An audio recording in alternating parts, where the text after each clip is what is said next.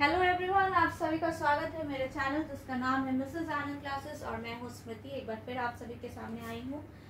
Political science, social science जो है हमारा स्टैंडर्ड 8 का, उसका मैं लेके आई हूँ डेमोक्रेटिक पॉलिटिक्स का chapter number 2, that is constitutional design. ठीक है, तो देखिए लास्ट क्लास में हमने पढ़ा था डेमोक्रेसी के बारे। आज हम पढ़ रहे हैं कि कॉन्स्टिट्यूशन का डिजाइन कैसे होता है। ठीक है, कुछ रूल्स होते हैं, कुछ बेसिक रूल्स होते हैं जिसके ऊपर कॉन्स्टिट्यूशन बेस्ड होता है। ठीक है, तो उसके बारे में हम लोग पढ़ेंगे। Democratic constitution in South Africa. First we will start from democratic constitution, what prevails in the South Africa. So this is the statement: I have fought against white domination and I have fought against black domination.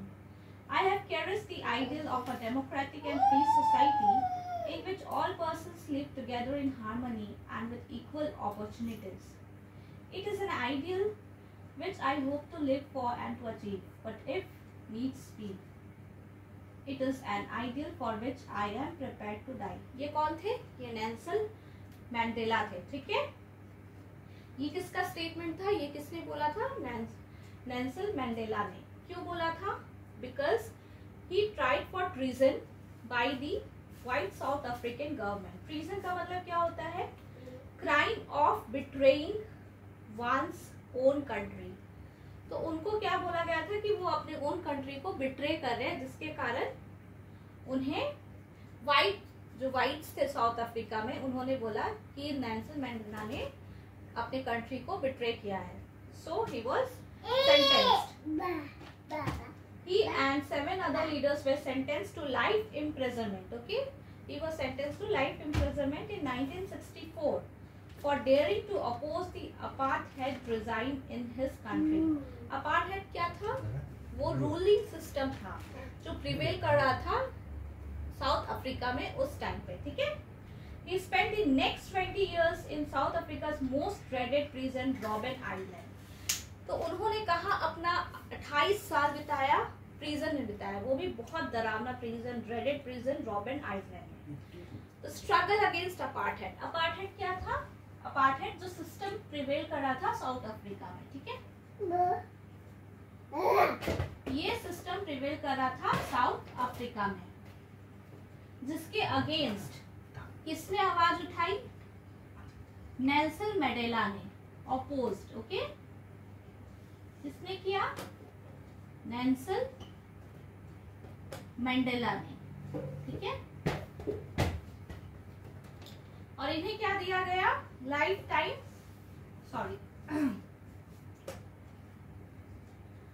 इन्हें क्या दिया गया? Life time imprisonment. ये सब कुछ important bullet points हैं। ठीक है, ठीक है, हम लोग अभी देखेंगे आगे भी। ठीक है,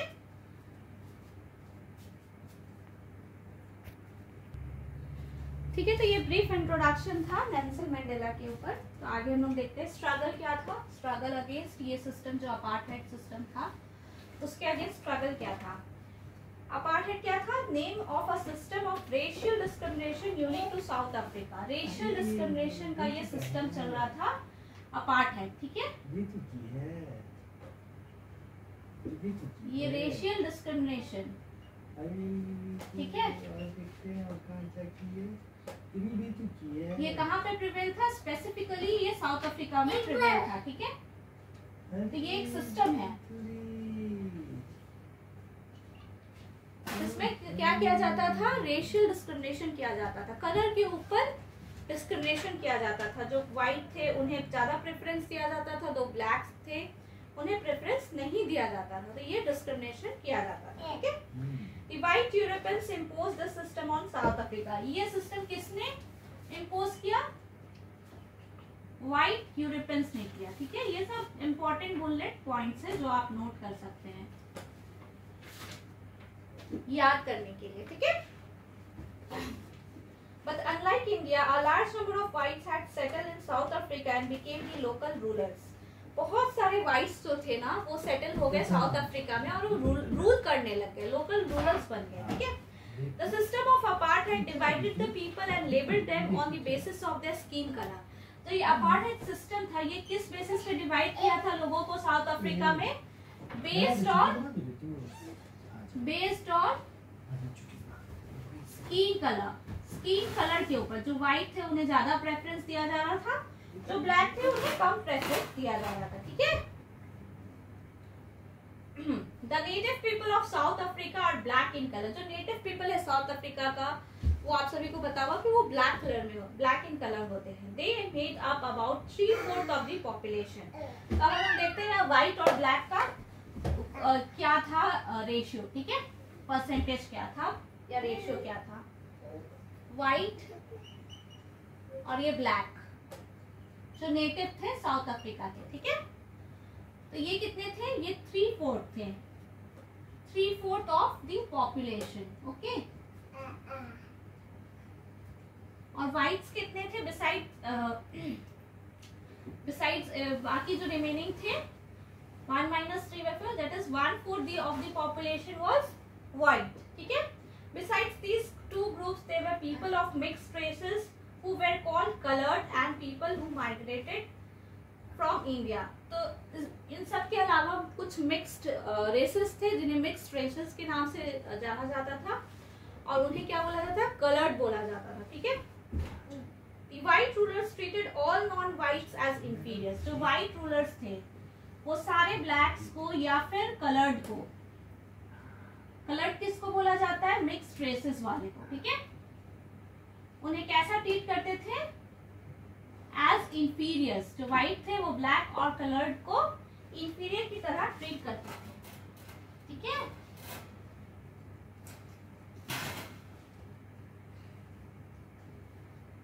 The apartheid system was particularly oppressive for the blacks. They were forbidden from living in white areas. They could only work in white areas only if they had a permit. तो देखिए बहुत सारा इन पे रोक था। They were forbidden from entering the white areas. Even if they are required to enter these white areas, they have to take the permission beforehand. Okay? Trains, buses, taxis, hotels, hospitals, schools and colleges, libraries, etc. were only meant for the were separate for the blacks and the whites. Okay, this was called segregation. So segregation का मतलब क्या होता है? Divide कर देना या separate कर देना। ठीक है, चीजों को सेपरेट करने को सेग्रीगेशन बोलते हैं। तो यहाँ पे किसको सेपरेट किया? जो व्हाइट्स के लिए जरूरत की चीजें थी, public toilets, hospitals, cinema hall, ये सारी चीजें व्हाइट और ब्लैक के लिए अलग कर दी गई थी, तो जिन्हें हम बोलते हैं which is known as segregation. Okay, they could not even visit the churches. Okay, blacks could not form associations or protest against the terrible treatment.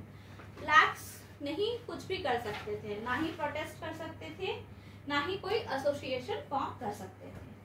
Since 1950, the blacks, colored and Indians fought against the apartheid system. When did this fight started? From 1950.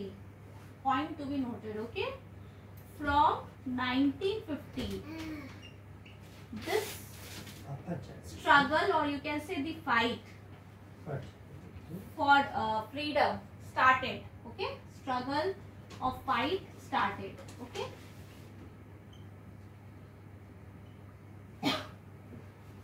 Freedom क्या चीज से चाहिए था?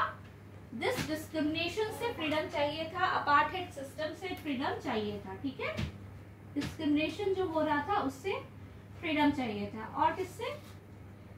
Excuse me, अपार्टहेड system से freedom चाहिए था, उसके against एक लड़ाई शुरू हुई। Okay, they launched protest marches and strikes. The African National Congress was the umbrella organization that led the struggle against the policies of the segregation. Which party led this struggle? African National Congress एक party थी, उन्होंने ये सारे policies के against struggle start किया। Okay, ANC। ठीक है,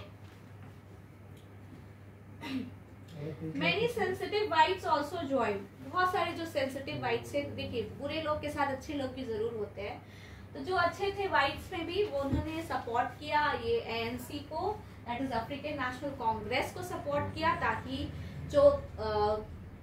जो गलत पॉलिसीज बने हैं, जो सिस्टम है अपार्थाइड का, उसको हम लोग हटा सकते हैं, ठीक है।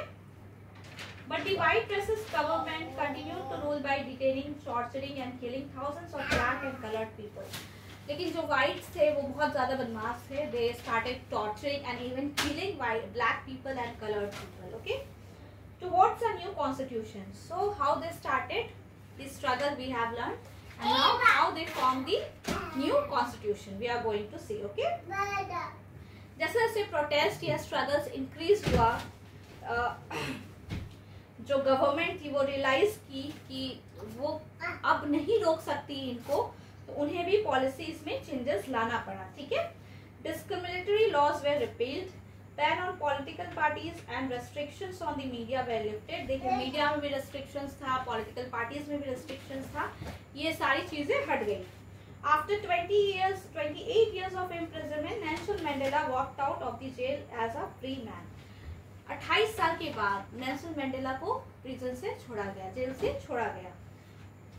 मिडनाइट ऑफ 26 अप्रैल 1994, 26 अप्रैल 1994 में नेल्सन मंडेला निकले, ठीक है। कब निकले वो जेल से? 26 अप्रैल 1994 के मिडनाइट में, okay. The new national flag of the Republic of South Africa was unfurled, marking the newborn democracy in the world. The apartheid government came to an end, paving way for the formation of a multiracial government.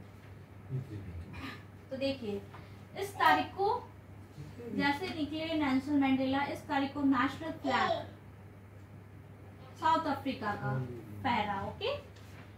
Freedom मिला apartheid system से, तो this date is very very important, okay. 26 April 1994।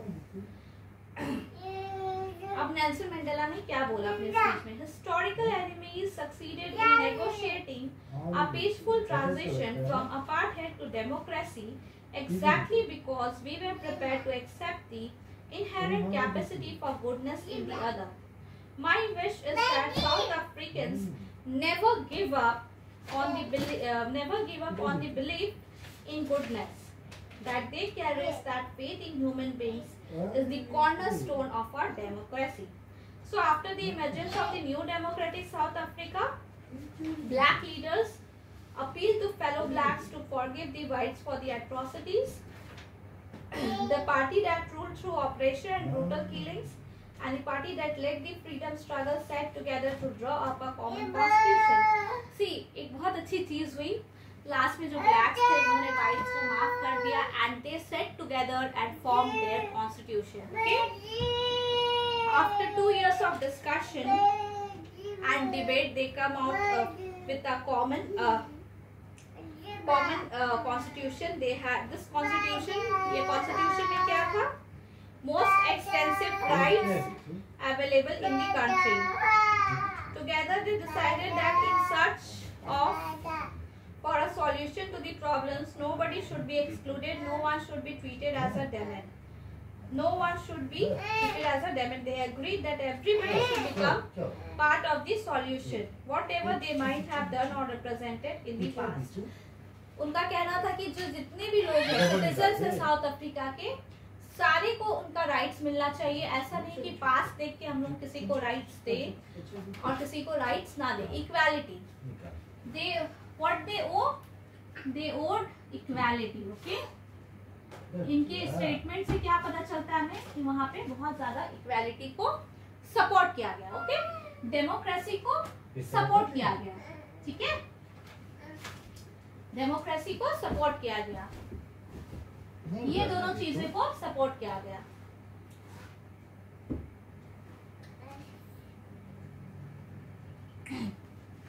ठीक है ना। The preamble to the South African Constitution sums up this spirit. जो उनका preamble था वो spirit को दिखाता है। The South African Constitution inspires Democrats all over the world. A state denounced by the entire world till 1994 as the most undemocratic one is now seen as the model of democracy. इतने अच्छे से उन्होंने democracy को adopt किया, इतने अच्छे से उन्होंने अपने राइट्स, अपने कॉन्स्टिट्यूशन, अपने प्रियम्बल को फॉर्म किया कि अब जो पहले उस कंट्री को लोग बोलते थे अनडेमोक्रेटिक कंट्री, साउथ अफ्रीका को अनडेमोक्रेटिक कंट्री बोलते थे, अब बोलते हैं as a model of democracy. South Africa is seen as a model of democracy. Okay, very important and very interesting point.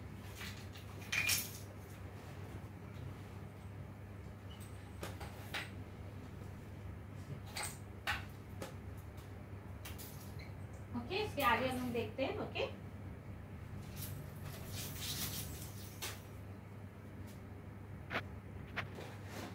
Next comes the why do we need a constitution. क्यों हमें constitution चाहिए, क्यों चाहिए होता है हमें constitution?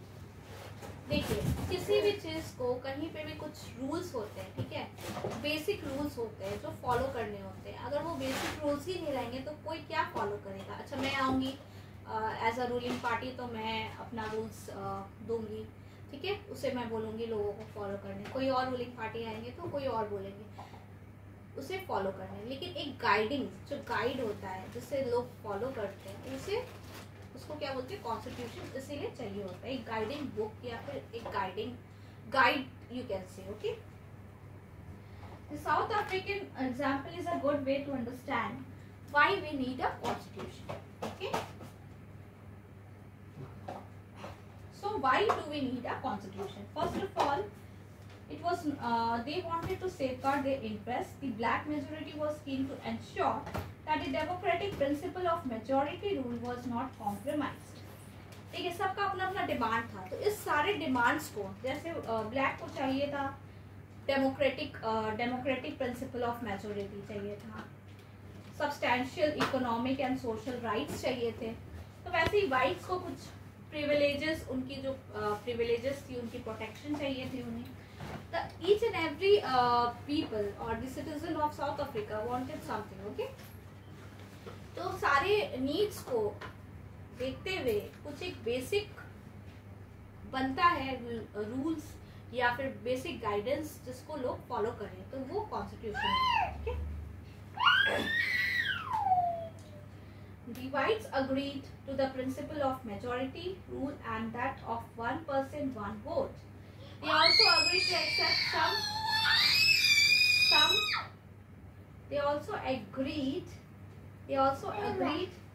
to accept some basic rights for the poor and the workers. The blacks agreed that majority rule would not be absolute.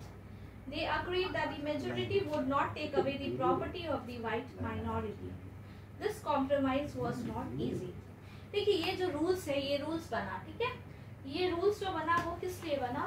ताकि the whites also feel that they have equal rights in the country and the blacks also will feel that the blacks also have the equal opportunity and the equal rights that they have not got for the past 28-29 years. Okay, even more than that.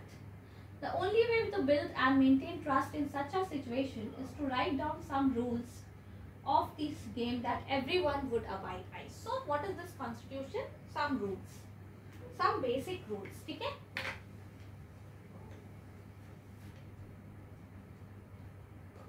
So this constitution is based on some basic rule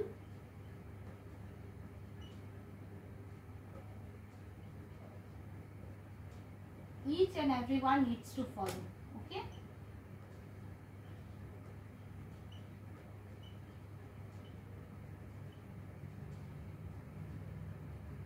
needs to follow these rules. Okay, these rules lay down how the rulers are to be chosen in future.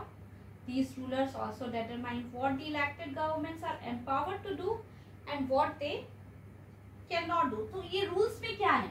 These are some of the bullet points that I am reading out now. ये सारी bullet points है कि कैसे party होनी चाहिए, ठीक है, कैसे रूलर्स चूज करने का प्रोसेस होना चाहिए, जो रूलर्स चूज हुए उनकी क्या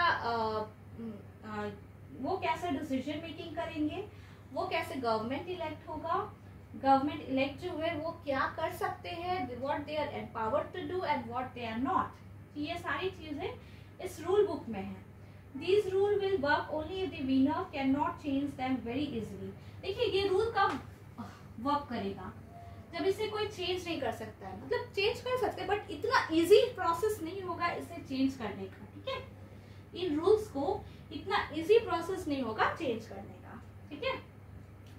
this is what the South Africans did, they agreed on some basic rules, they also agreed that this rules will be supreme, no government will be able to ignore this. कोई भी government आई, इस सब जो basic rules है इन्हें follow करना होगा। जैसे फॉर एग्जाम्पल मैं आपको समझाती हूँ कि आप स्कूल जाते हो, ठीक है, क्लास में जाते हो पढ़ने के लिए, स्कूल में जाते हो पढ़ने के लिए, तो कुछ बेसिक रूल्स होते हैं ना कि आपको इतने बजे तक स्कूल पहुँचना है, इस यूनिफॉर्म में स्कूल पहुँचना है, आप ऐसे ही कुछ भी पहन के नहीं जा सकते हो, कितने भी बजे अपनी मर्जी से क्लास में एंटर नहीं कर सकते हो, स्कूल में एंटर नहीं कर सकते हो, इतना आपको होमवर्क बना के ही जाना है, या फिर क्लास में ये डिसिप्लिन मेंटेन करना है, शांत रहना जब टीचर पढ़ा रही है।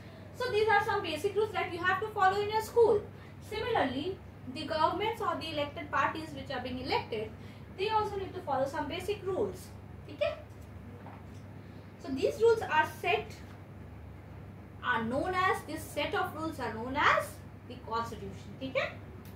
तो आज की क्लास में हम लोग इतना ही रखते हैं। नेक्स्ट क्लास में हम लोग इसके आगे देखेंगे। We will read more about this constitution and we will read also about our Indian constitution, how it had been framed so nicely. It had also been framed like the South African one, and we will understand the importance of constitution in the next class. Till then, watch my video and be updated and be safe.